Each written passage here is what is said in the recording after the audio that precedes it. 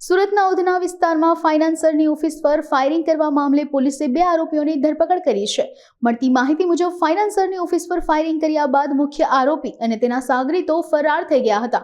જે બંને આરોપીઓ ગુરમુખ અને શિવમની પોલીસે યુપીના લાલગંજથી ધરપકડ કરી છે તેમજ આગળની કાર્યવાહી હાથ ધરવામાં આવી છે। ઉધના પોલીસ સ્ટેશન વિસ્તારમાં વેલકમ પાન સેન્ટરની આગળ જતા એક જગ્યાએ ફાઇનાન્સની ઓફિસ છે। આ ફાઇનાન્સની ઓફિસ પાસે થોડા દિવસ અગાઉ ફાયરિંગ થયું હતું। આ ફાયરિંગ કરનાર તરીકે 2 વ્યક્તિઓ હતા, જેમાં એકનું નામ ગુરુમુખ ઉર્ફે ગુરુ સન ઓફ કૃપાલસિંહ ચીખલીગર છે અને એકનું નામ શુભમ ઉર્ફે માફિયા સન ઓફ ધીરેન્દ્રસિંહ રામકલોલસિંહ છે। આ બંને વ્યક્તિઓએ જે ફાઇનાન્સ સરની ઓફિસ છે એના ઉપર ફાયર કર્યું હતું।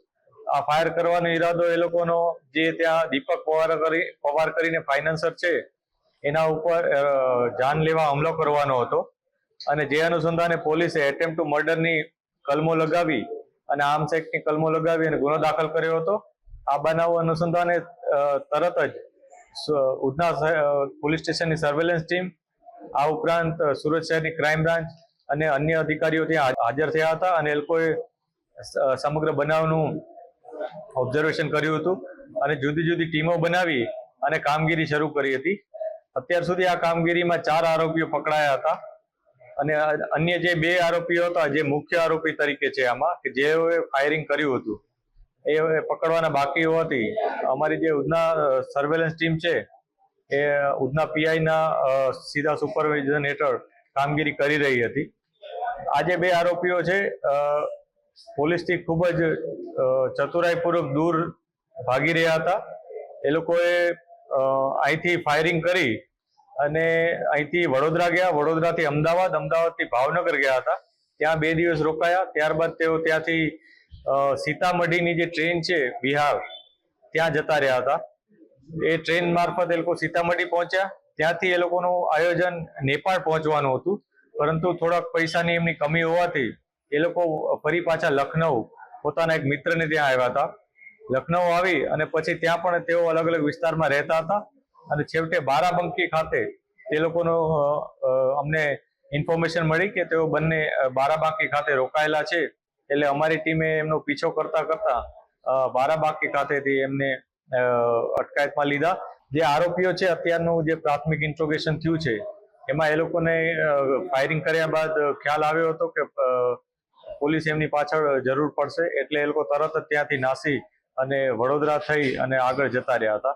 નેપાળ જવાનું કારણ એ હતું કે એમને એવું હતું કે એકવાર ભારતની બોર્ડર ક્રોસ કરી લે પછી એ લોકો નેપાળમાં કોઈ પણ જગ્યાએ અજ્ઞાત જગ્યાએ સંતાઈ જશે અને પછી ક્યારેક પણ જ્યારે એમને અનુકૂળ પડે ત્યારે પરત આવવાનું એમનું પ્લાનિંગ હતું।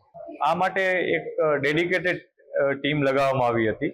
આ ડેડિકેટેડ ટીમનું કામ આરોપીઓને સતત ફોલો કરી, જેમાં સીસીટીવી ફૂટેજીસ અને અન્ય અમારા જે ઇન્ફોર્મર્સ હોય છે એમનો કોન્ટેક્ટ થ્રુ અમને જે લિંક મળે એ લિંક ફોલો કરવાની હતી। આ લિંક ફોલો કરવામાં અમારે એક ટેકનિકલ ટીમ બનાવવી પડી હતી। આ ટેકનિકલ ટીમ બાદ એક અમારે જે સીસીટીવી ચેક કરતા હોય છે એ લોકોની એક ટીમ હતી। આ ઉપરાંત અમારા ઇન્ફોર્મર્સ સાથેના અમારા કોન્ટેક્ટ હતા એ અને છેવટે એક મોટી ટીમ કે જેમાં અમારા 8 પોલીસ જવાનો અહીંથી ત્યાં ગયા હતા, જ્યાં એમનું લોકેશન સીતામઢીનું આવ્યું હતું। બિહારમાં એમનું લોકેશન અમે મેળવ્યું હતું, ત્યાં અમે આસપાસ પૂછતાછ કરી હતી। બિહારમાં અમને કન્ફર્મ થયું હતું કે એ સીતામઢી આવ્યા હતા। સીતામઢીથી એ લોકોએ પટનાની ટ્રેન પકડી હતી, એટલે અમે પટના બાજુ તપાસ કરી।